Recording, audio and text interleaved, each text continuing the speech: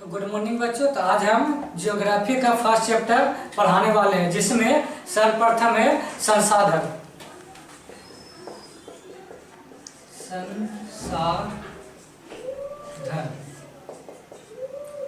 तो संसाधन सर्वप्रथम किसे कहते हैं? तो सिंपल भाषा में बोलेंगे, हमारे जीवन में उपयोग में आने वाले सभी वस्तुएं संसाधन है। चाहे जो भी हमारे जीवन में सहायता प्रदान करती है, जैसे जल हो गया, सौर ऊर्जा हो गया, सौर से जो ऊर्जा मिलती है हो गया, पवन ऊर्जा हो गया, कोई भी चीज हो गया, मिट्टी हो गया, भूमि हो गया, ये सब संसाधन के अंतर्गत आते हैं। कहने का मतलब है कि हमारे जीवन में जो भी चीज उपयोग में आते हैं वो क्या कहलाते हैं? संसाधन।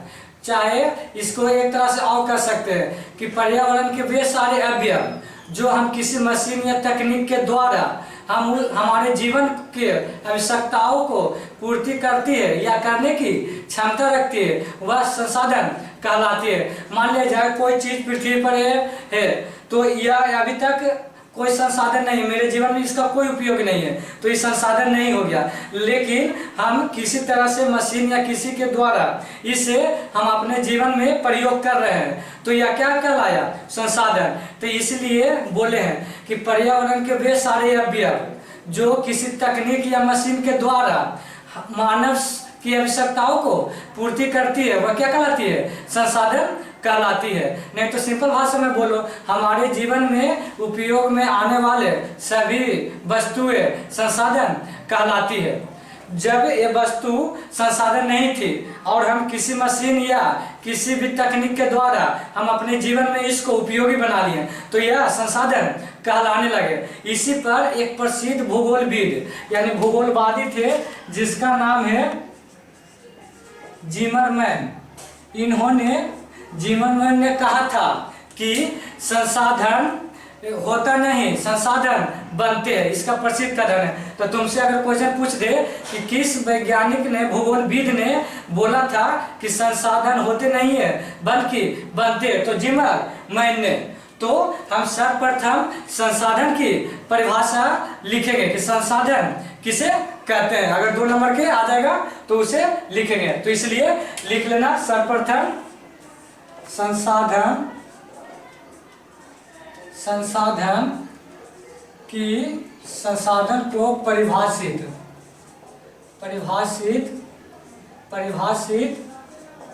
करें।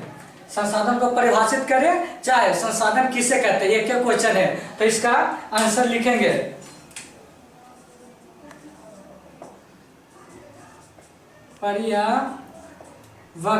पर्यावरण यानी पृथ्वी पर ही पर्यावरण है, तो पर्यावरण की जगह पृथ्वी भी लिख सकते हो, कोई दिक्कत नहीं है। चलो आगे देख लेते हैं। पर्यावरण के वे सारे अवयव माने जो वस्तु कुछ भी हो, अवयव जो विद्यमान माने जो वर्तमान में है, विद्यमान तकनीक की सहायता से मानव जीवन की आवश्यकताओं को पूर्ण करती है या करने की क्षमता रखते हैं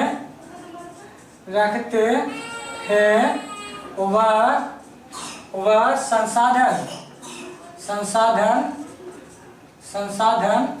कहलाते हैं।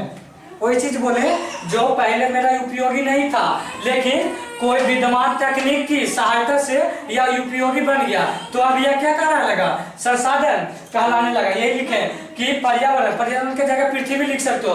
पर्यावरण के वे सारे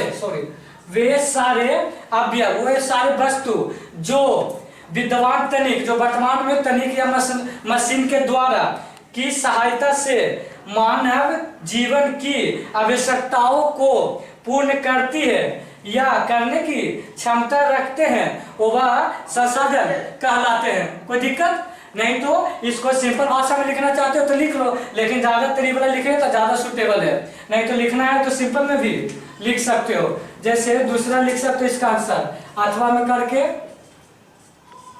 अथवा में इसी का आंसर लिखना चाहते हो तो लिख सकते हो। क्या लिख सकते हैं? लिख सकते हैं कि हमारे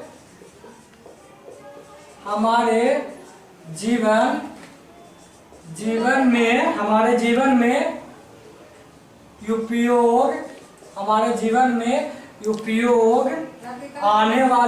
उपयोग आने वाली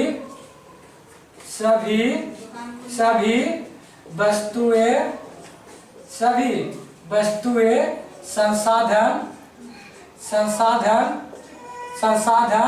कहलाती है।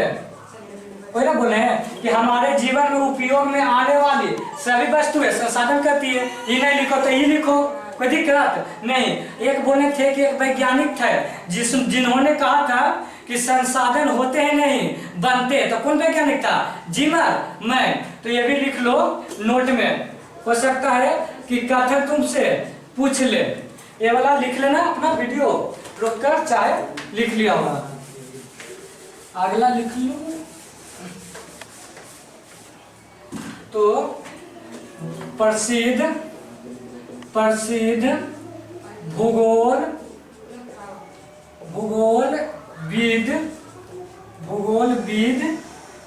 भूगोलविद इन्वर्टेड कॉमा लिख लेना, जिमरमैन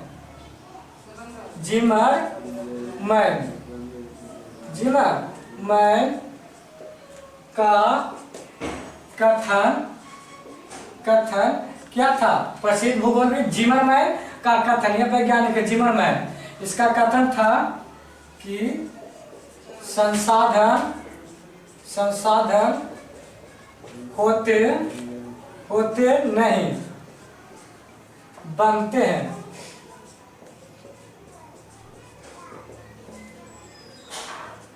ये कहा था, प्रसिद्ध जिमरमैन ने कहा था कि संसाधन होते नहीं बनते हैं। ठीक ना? आगे देखो ध्यान से। तो दो बताए संसाधन का परिभाषा, जो कोई भी चीज जो हमारे जीवन में उपयोग में आ गया वह संसाधन कहला गया। संसाधन दोनों हो सकते हैं, एक भौतिक और जैविक। तो आप समझेंगे कि भौतिक क्या है? भौतिक और जैविक, यानी संसाधन भौतिक और जैविक दोनों होते हैं। अब इसके बारे में जानेंगे कि भौतिक के अंतर्गत कौन आते हैं। तो भौतिक के अंतर्गत प्राकृतिक चीज और निर्जीव होना चाहिए, जैसे भूमि, मृदा, मिट्टी, जल, खनिज, ये सब क्या आ गए हैं? भौतिक के अंतर्गत आते हैं। और जैविक के अंतर्गत जो सजीव हो, सजीव माने कौन हो गया? मानव हो गया, वन्य प्राणी, ये सब क्या हो गया? जैविक हो गया। कोई दिक्कत? तो भौतिक संसाधन भौतिक और जैविक दोनों होते हैं। क्वेश्चन आ जाएगा कि संसाधन कैसी होती है? तो भौतिक और जैविक दोनों होते हैं। समझ जाना, भौतिक का मतलब भूमि तो हमारा संसाधन है। मृदा, मिट्टी भी हमारे संसाधन है कि बहुत तरह के मिट्टी से सामान बनाया जाता है। जल तो जाने दो कितना उपयोगी है। उसके बाद खनिज मालूम है क्या होता है? खनिज चलो इसको बताएंगे आगे, लेकिन अभी जानो। जैविक माने जिसमें सजीव के लक्षण हो। इसमें निर्जीव के लक्षण आता है। निर्जीव माने जिसमें जान नहीं होती है, इसमें सजीव का लक्षण आता है। तो इसको लिख लेते हैं पहले, ठीक ना?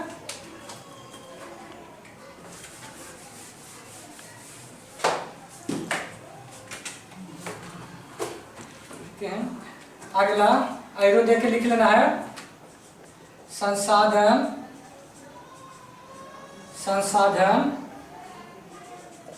भौतिक एवं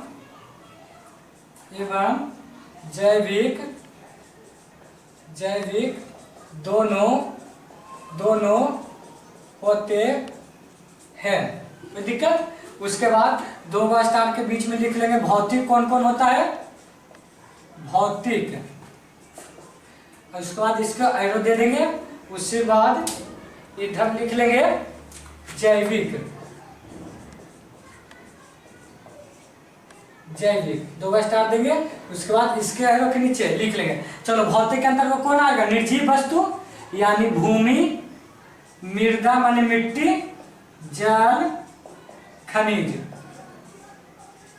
ये हो गया निर्जीव के अंतर्गत। भौतिक आते हैं। उसके बाद जैविक के अंतर्गत कौन आएगा, वो वनस्पति। बताओ तो वनस्पति मतलब क्या होता है?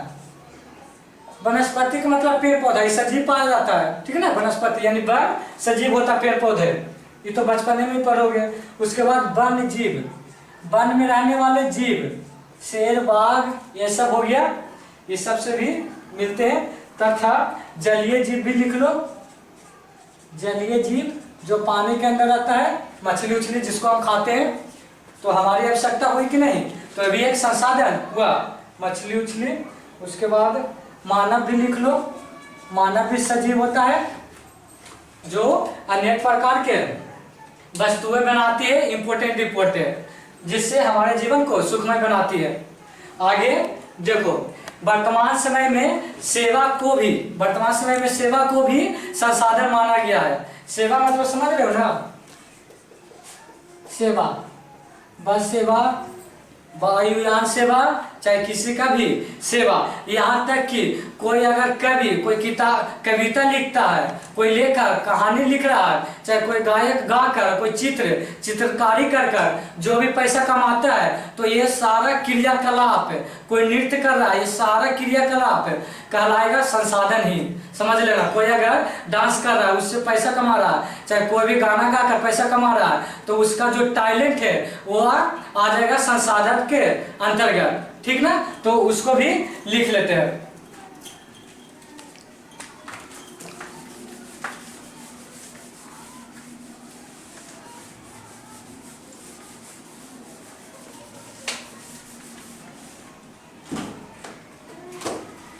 अगला क्या बोले थे, वर्तमान समय में शोध।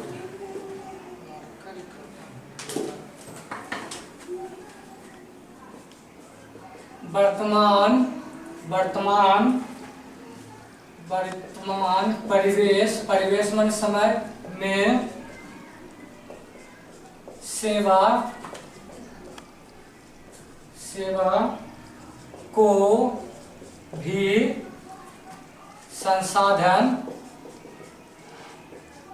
संसाधन माना गया है। दूसरा क्या बोले थे, कोई कविता लिख रहा है, चाहे कोई लेखक कहानी लिखकर, चाहे कोई कवित्री गाना गाकर कुछ भी करे, जिससे वह पैसा कमाए, वह टैलेंट उसका संसाधन कहलाएगा। ये भी लिख लेते। कोई गायक या कवि या चित्रकार, चित्र बनाने वालों को चित्रकार कहते हैं, चित्रकार अपने क्रियाकलाप मतलब क्या, गायक गाना गाएगा, कवि कविता लिखेगा, चित्रकार चित्र बनाएगा, उसका ये सब क्या होगा, क्रियाकलाप से धन प्राप्त या स्वयं को संतुष्ट करता है, तब उनके द्वारा एक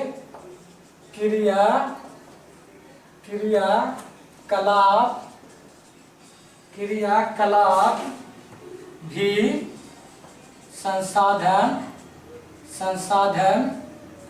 के अंतर्गत आता है। तो दिक्कत, कोई गायक या कवि या चित्रकार अपने क्रियाकलाप से धन प्राप्त या स्वयं को संतुष्ट करता है तब उनके द्वारा ये क्रियाकलाप भी संसाधन के अंतर्गत आता है। चाहे चित्र एक और लिखाना है, लिख लोगे। चलो इससे पहले एक और जान लो, कवि वाला ही लिख लो। कवि कवि का कविता कविता रचना कविता रचना चित्रकार चित्रकार की चित्रकारी चित्रकार की चित्रकारी गायक गायक की गायकी गायकी भी संसाधन के अंतर्गत आता है। बोले थे ना कि कवि कविता रचनाकार करेगा, चित्रकार चित्रकारी करेगा, गायक की गायकी करेगा। ये सब क्या होगा, उसका टैलेंट संसाधन के अंतर्गत आएगा। कोई दिक्कत? यहाँ तक कि बताओ सबसे बड़ा संसाधन कौन है? खुद मनुष्य, क्योंकि मनुष्य जो भी चीज नहीं होता उसको कोई भी तकनीकी के द्वारा एक बहुत बड़ा संसाधन के रूप में बना लेता है। तो इसलिए कहा गया कि मनुष्य सबसे बड़ा संसाधन माना गया है। इसलिए ये भी लिख लेते हैं। उससे पहले एक बात और बताना है कि देखें कि संसाधन सिर्फ प्राकृतिक रूप से नहीं मिला है।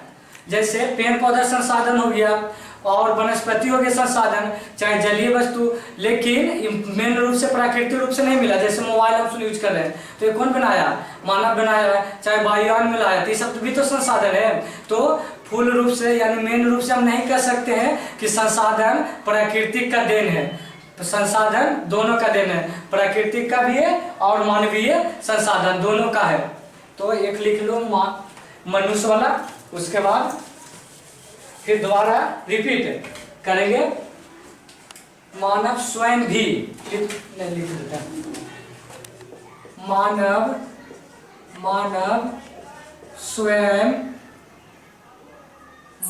स्वयं भी संसाधन है, क्योंकि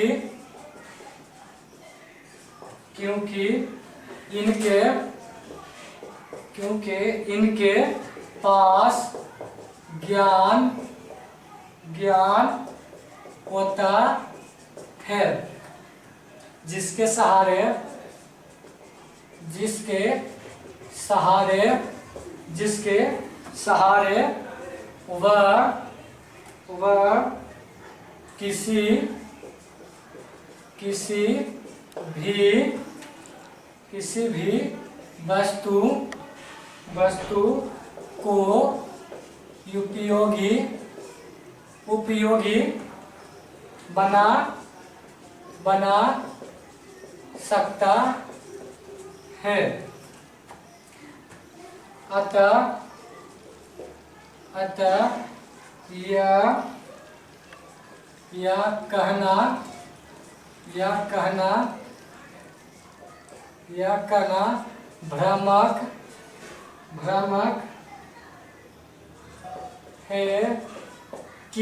सकता है। अतः यह कहना भ्रामक है कि संसाधन एक प्राकृतिक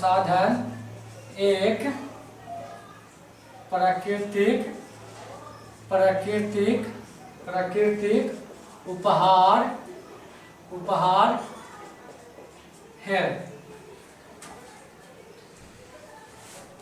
चलो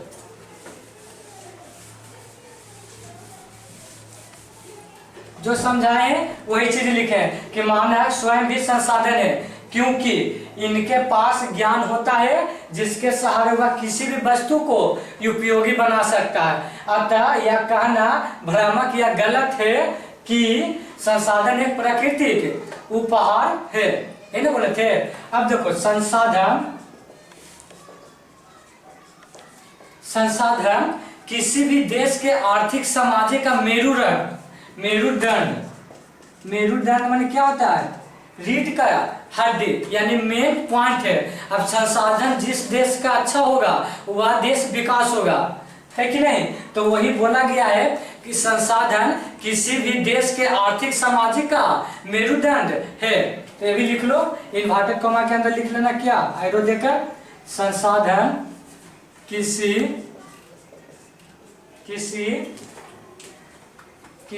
भी देश का,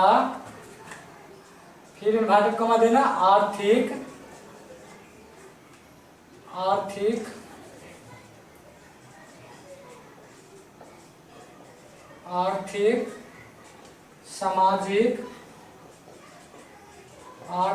सामाजिक देखो जगह नहीं है तो इधर हम लिख रहे हैं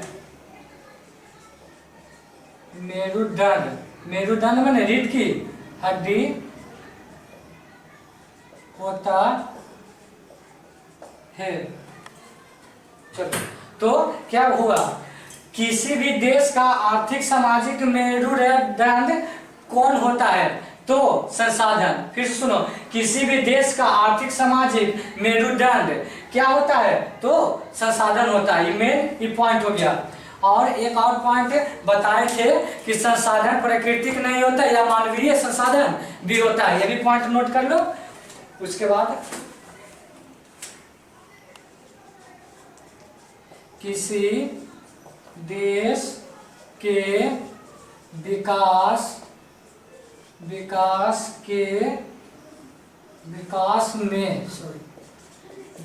में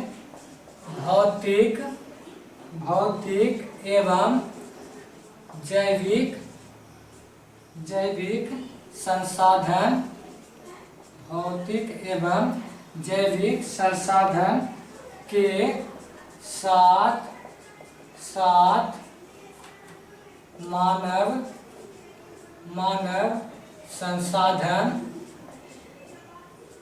मानव संसाधन की भी महत्वपूर्ण भूमिका होती है। अब देखो, किसी भी देश का विकास करना है तो सब भौतिक और क्या है, जैविक से काम नहीं चलेगा। पौधे और भौतिक के तो कौन, जल, भूमि, ये सब खनिज से खाली काम नहीं चलने वाला जब तक मानव संसाधन की नहीं हो। मानव संसाधन में कुछ, जब तक मानव उस चीज का सही से उपयोग ना करे, चाहे जैसे नया चीज बनाए तो कौन बनाएगा, मानव ही ना बनाएगा। जैसे घड़ी हो गया, मोबाइल हो गया, कोई भी टेक्नोलॉजी, लैपटॉप हो गया, चाहे कोई भी वायुयान हो गया। तो किसी भी देश के विकास का सबसे मुख्य कारण क्या होना चाहिए, भौतिक एवं जैविक के साथ साथ मानव का भी रहना जरूरी है, यानी उसका संसाधन भी जरूरी है। इसलिए ये पॉइंट को लिखाए हैं। तो बताओ, इतना पहले आज पढ़ाएं तो इसका फिर शुरू से रिव्यू सुन लो। सबसे पहले लिखा है संसाधन। तो संसाधन हमारे जीवन में उपयोग में आने वाली सभी वस्तुएं क्या है, संसाधन है। और दूसरी इसका परिभाषा बताए हैं कि पर्यावरण के वे सारे अवयव जो किसी विद्यमान तकनीक के द्वारा मानव की आवश्यकताओं की पूर्ति करे या पूर्ति करने की क्षमता रखे, वह क्या कहलाता है, संसाधन कहलाता है। उसके बाद बताए थे कि संसाधन भौतिक और जैविक दोनों होते। भौतिक मतलब क्या, भूमि, जल, मिट्टी, खनिज, निर्जीव वस्तुएं। और सजीव में कौन सी आ जाएगा, जैविक में, जैसे मनुष्य, वन प्राणी, वन जीव, जलीय जीव, सब क्या हो गया, हाँ ये हो गया जैविक संसाधन हो गया। उसके बाद एक वैज्ञानिक थे जो जिमरमैन थे, उन्होंने बोला था कि संसाधन होते नहीं बल्कि बनते हैं। उसके बाद बोले हैं कि किसी भी गायक की गायकी, चाहे कवि की कविता रचना या किसी भी और नृत्य, कोई भी डांस हो, कोई भी उसका टैलेंट संसाधन के अंतर्गत आता है। और बताए थे कि मानव भी एक बहुत बड़ा संसाधन का हिस्सा है, क्योंकि इसके पास बहुत सारे ज्ञान होते हैं जिसकी सहायता से बहुत सारे क्या नए चीज का आविष्कार करते अपने जीवन के लिए, सुखमय के लिए। तो ये मानव भी संसाधन के अंतर्गत आते हैं। उसी प्रकार आगे के क्लास में बताएंगे कि क्या और क्या पर, इसका आगे की क्लास में बताना है कि संसाधन कितने प्रकार के होते हैं। तो बस इतना अच्छा से याद कर लेना, देख लेना बस।